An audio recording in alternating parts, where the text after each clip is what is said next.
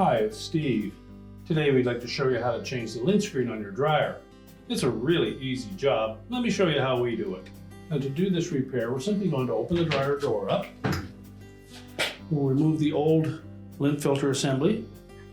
Simply depress that tab, tilt it forward and lift it out, and you can discard the old one.